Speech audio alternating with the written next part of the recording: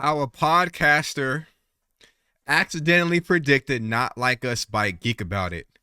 I have so much to say. So much to say. And what has transpired. And I get into debates with this, with other Drake fans all the time about this. And it's recently been brought up because of the way that it ended officially, unless Drake continues to egg it on. The court ruling against UMG, how the judge dismissed it and really contextualized this and said it was within the context of the rap beef, that it was an opinion that that Dot called you what he called you on Not Like Us, and it was a callback to what you said on the Taylor Made freestyle about Call Me This, based on the Joe Budden podcast. I know what you're going to say, so you can go ahead and run with it. And then when Dot runs with it, now it's a problem, but the judge saw right through it. And I have a conversation often with Drake fans and how they don't like Not Like Us, and they felt like Kendrick had a resort to mudslinging at the lowest of lows of low-hanging fruit in order to win a battle. And I said, why are we... Granted, if you're a rap fan, let me know in the comment box down below. Let me know if I'm tripping. When it comes to rap beef, when we think about the years of hip-hop and what, even dating back to NWA, Ice Cube, Ja Rule, 50 Cent, even the beefs that Joe Budden's been in, The Game, 300 Bars, all these legendary disses in the pantheon of rap disses, when have we cared about when it comes to mudslinging, and this and that? That is the nature of rap beef, right? When have we cared about, oh my God, you said this, you had to resort to this, you had to call him this, when Drake had just called you a woman beater in Family Matters? And it would have been the kill shot. Family Matters would have been the kill shot if Not Like Us didn't have the impact that it had. So everybody went at lengths to discredit Not Like Us and saying it was this and it was botted and stuff like. All right. I said I have a lot to say about this, so I'm just gonna let him talk. Kendrick, you can fool them, can't fool me, dog. Yo, what are y'all talking about? These niggas ain't like us. The Grammy goes to Not Like Us, Kendrick Lamar. Like Nostradamus, Joe Budden has predicted oddly specific things that would happen in hip-hop years before they occurred. I think if you hit... That's a nasty fit. That is the nastiest fit. They occurred. Oh, that is a nasty fit. The bucket hat with the overalls, no shirt, nasty, man. What a freaky man. I think if you hit Drake too hard, he gonna cry. Drake, he's going ahead and filed a lawsuit for Kendrick Lamar's Not Like Us. Joe Budden's biggest I told you so moments came with the Kendrick Lamar and Drake beef. 3 years before the Like That verse, he had already called it. I'm telling you something. I've been saying it for years. They have to address each other. You think they have to? You guys have been dissing each other since 2013. Sneak dissing each other for 2013. And both of y'all are saying, I wish you would. I wish you would. They both been saying that. Rapper with a ghostwriter. What the fuck happened, King Kunta? You're saying that I would have all of your fans if I switched up and went conscious. Just to have this conversation with you, I had to hike down, is what Drake said, on push-ups. Pipsqueak, pipe down, show your contracts. Y'all have been egging each other on. And then when it happens, I knew after Euphoria you had nothing for him. Right? And this will completely eliminate, I mean, he's not going to do any interviews or content with people that are of the culture anyways. He's going to continue to do the Bobby Altoffs and to continue to do the Caleb Presleys and continue to do the Joe Rogans if he does it. And he may do an interview with a rapper, but it's going to be a rapper that like Jack Harlow or something like that. It's not going to be somebody that like is of the culture or journalist. That's over with. So me saying that, like, you know, like I'm going to ruin my interview anyways. And whatever, right? If I ever got my channel to where I got to, I'll never get a Drake interview. Cool, right? This is not all. I love Drake. I love Drake's music. I don't love what Drake has evolved into, but that's my personal opinion. But I cannot discredit his pen, and I cannot discredit him as a rapper. Cannot discredit his imprint on the culture. But I can say that what he has done this whole time, egging it on, and then doing what he did after it, and being a sore loser, was some hoe shit. It was hoish. I'm not going to lie to you. Why would you come out with first-person shooter and try to do this whole kumbaya, we're the big three, when you know you have unfinished business, when you know you've been saying the things you've been saying about Kendrick and doing these things behind the scenes? When after Control came out, you got on the Angie Martinez, you got on the Crown interview with Elliot Wilson, you were saying, I can't understand why anyone would want to do business and embrace Kendrick after this. You were basically signaling out into the universe and the industry, stop fucking with Kendrick. So you were trying to stop this man's career, and what he became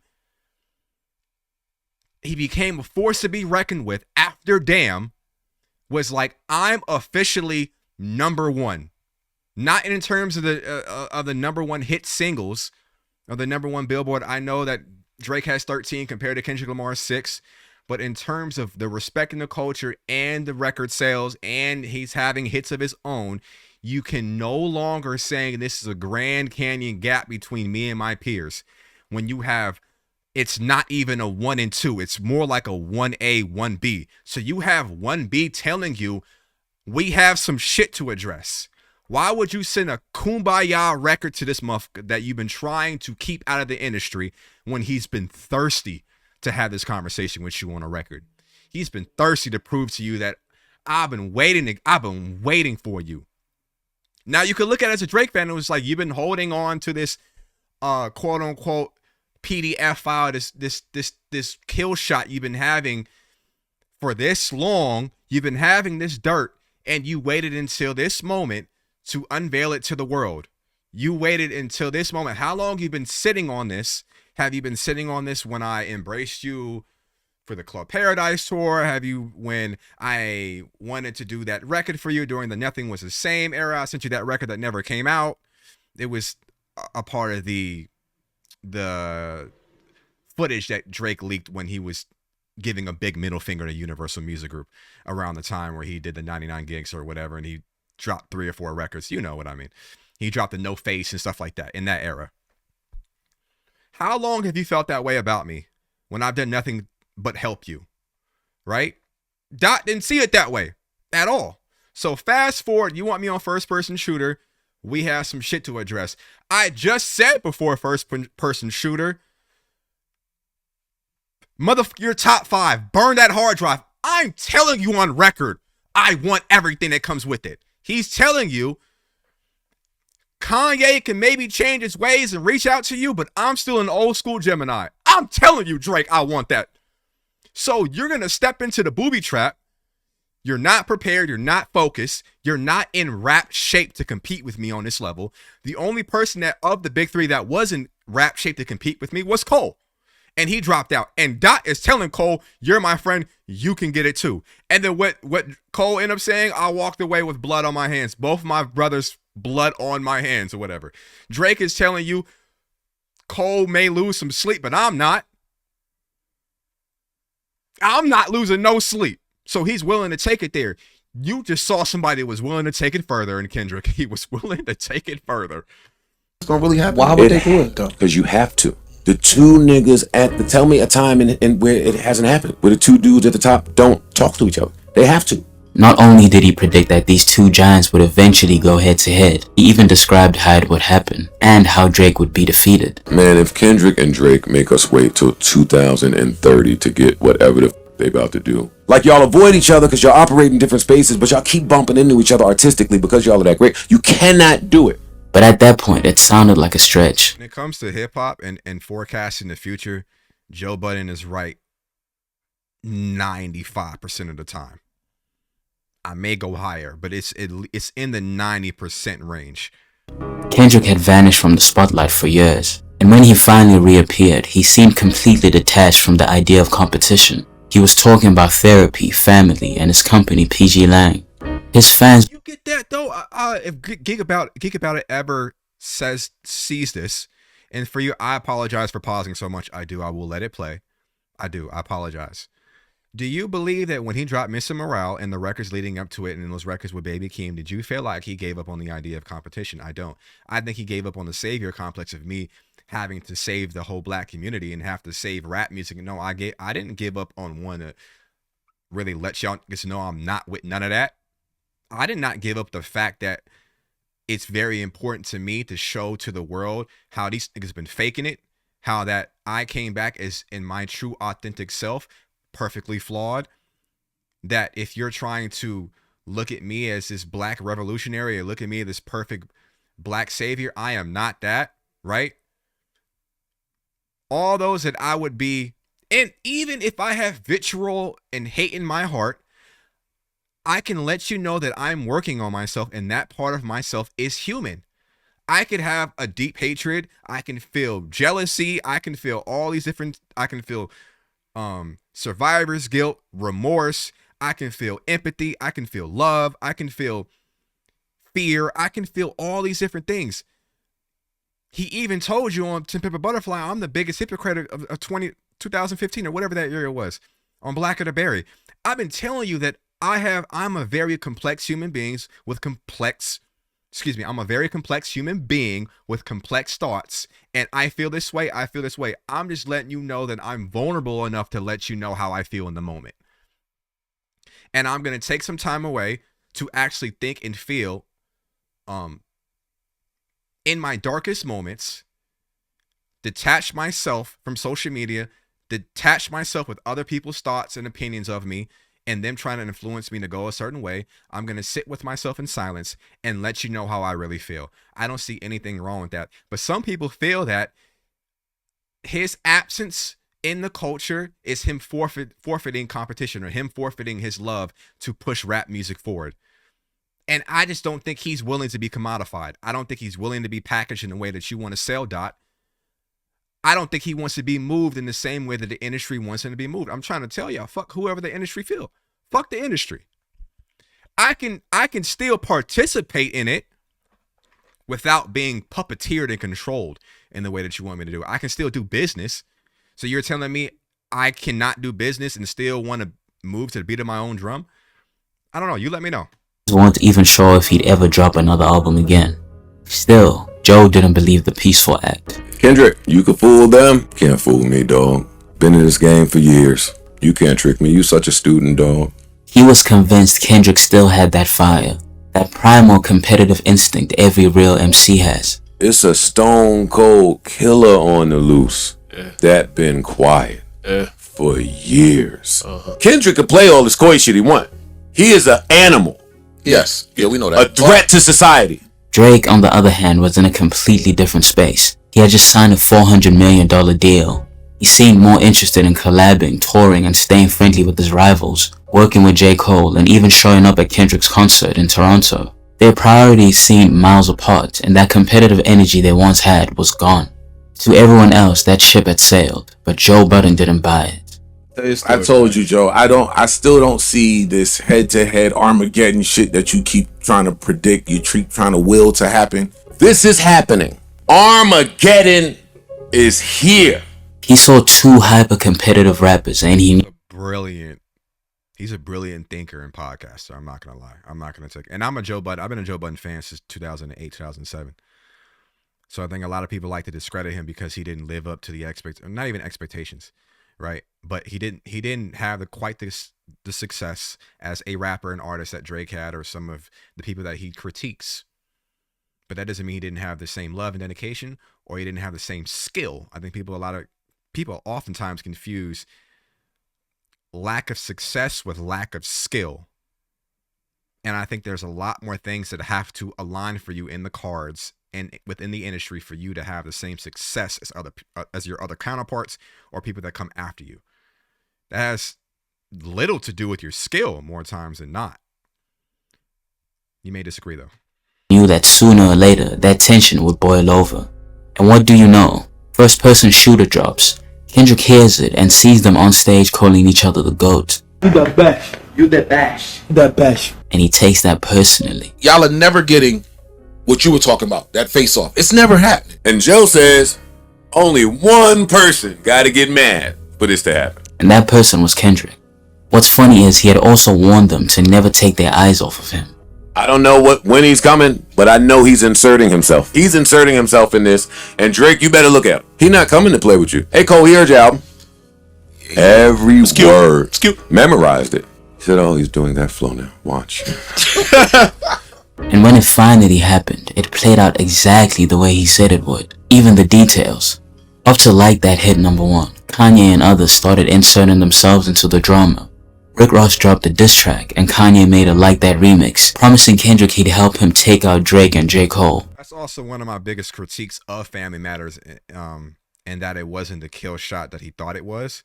It was good enough to be a kill shot, but you addressed so many other people. And although you had some things for Dot on the switch up, which a lot of people said on Family Matters, the way where he addressed Kendrick was the most interesting part in terms of like the production and how it changed and how it transitioned, but it wasn't enough. I left Family Matters feeling it's not enough. You left too much room for him, unless you were gonna come back right after that. But that strategy was completely derailed when Meet the Grams came out 30 minutes later. So to get hit with something like that, because it puts you in an emotional, it puts you in it was something that feels like a decoy. It's as if I can liken this on a basketball court when you have your shooter in Steph, Golden State, right? Who the offenses ran through him, but the person that's meant to throw you off your game is Draymond Green, right? That was, or like a Dylan Brooks, or like somebody that's a pest. It was meant to throw you out of that war mode, that war focus, like, I know exactly how this is going to go. And it's meant to be like, okay, you have a daughter, though, that you're not claiming. Okay, I'm going to talk about your mom. I'm going to talk about how you deserve to DIE. I'm going to talk about all these different dark elements, and I'm going to bring you to a space where you're going to be angry. And there's other things that Drake mentioned, that like his house got shot up and he was doing some other things in the streets of Toronto that was dealing with the XO camp and other things that took him off his game. And I just feel like rap was second to him. But I think what was at stake was a lot bigger than this being just a rap battle. After Family Matters and Meet the Grams, it had little to do with rap. We're getting into narratives. We're getting into different tropes, the good versus evil, the this person is not of the culture, this person is something a lot more darker and demonstrative than what you think. I'm gonna completely this person is a superstar in your eyes. I'm gonna completely rip that image away from you and make you never look at Drake the same way again after this. I told you, Kendrick's like, I told you this was going to get to a level you didn't want to go to, and I'm going to prove that to you. So I don't feel like Drake was prepared because he hadn't did enough what Joe was doing, or what this person, this content creator, did so eloquently in describing that, like, hey, I think you've got Kendrick all wrong. I think you've got his silence all wrong. And you think because I've been this president in the culture, they're going to favor me over favoring Kendrick. No. You don't know exactly what he's doing in his time off. You mistook that for someone that's not active and not working with his pen and not studying and not putting the pieces together, and where you guys were, Cole and Drake, are in their respective careers and the trajectory they're going and the vibe they're in on a mental and emotional state. Because I've done the therapy and I've done the inner work, I understand where you guys are. It's like when you look at The Last Dance with Jordan, and he's in the Summer Olympics with his competitors, and he took that as an opportunity to study their strengths and their weaknesses. The rest of them are looking at this kumbaya time we're doing this for the goal. I mean, Jordan, yeah, we're going to come out and annihilate, excuse me, I can't say that word right now. We're going to come through and annihilate the world's best. But understand, in the back pocket, I know something about all of y'all. I've been studying this. So y'all are having this kumbaya fest. I'm still appearing as the killer. So I call back to that specific point to you guys in the video. Do you feel like at any point in Kendrick's absence, did you feel that Kendrick was not looking at these two as competition? I did do this Like That remix though. I think that's what you was wanting to lead into. Shit. Let me see. You know, we had to get the hooligans up here. We're gonna take the Yo, Dot, I got you. And believe it or not, Joe predicted that too. I need for Kanye to move out of the way. It's Kendrick Drake. Kanye move. Justin LeBoy move. You guys have to stop. Before Kendrick even responded to anything Drake said, Joe had already called his next move. He'd go after that one thing Drake couldn't defend. The uncomfortable rumors that have followed him for years. No, I'm tired of niggas telling me to shut the f up. Every time I'm telling you where some killer conscious nigga's brain is gonna go if you keep playing with that Bobby Joe, whatever that little girl name, that shit is weird. The Millie Bobby. That shit is weird. I love him. You know, we just texted each other the other day and he was like, I miss you so much. I was like, I miss you more. When Kendrick finally started firing, that's exactly what he did. I think if you hit Drake too hard, he gonna cry. Drake is bringing legal action against Universal Music Group as a result of Lamar's track Not Like Us, alleging they artificially inflated the popularity of Lamar's track. That is so culturally. I mean, take that as culturally deaf, and then Kendrick taking it to the Super Bowl and saying, you know, they like to sue. Cold-blooded. Clueless. Cole, I don't think it's just prepared for these lights to be this bright. They're not battle tested. Are too. I'm not checking. Right. I'm past two. He was ready on a rap skill, but he was not ready. He was not as emotionally invested or detached, however you look at it, to take that further past rap. We can do this as a friendly fade, but Kendrick was like, I issued that earlier for it to be a friendly fade, and I don't know if Kendrick and Drake spoke before this got to the next level. That's rumor that they spoke before, prior to it escalating. Excuse me. Cole was not prepared to take it to that level. That type of animalistic trait. He doesn't have that in him. Days felt terrible. Like, it let me know how good I've been sleeping for the past 10 years. And in a moment that feels almost supernatural, while talking about how Kendrick couldn't fool him, Joe casually said the name of what would become the biggest song in the entire beef, a full 3 years before it ever existed, almost like a prophecy. Kendrick, you can't trick me. You such a student, dog. Yo, what are y'all talking about? These niggas ain't like us. How? Hold on, bro. He's just that good. He's just that good at this.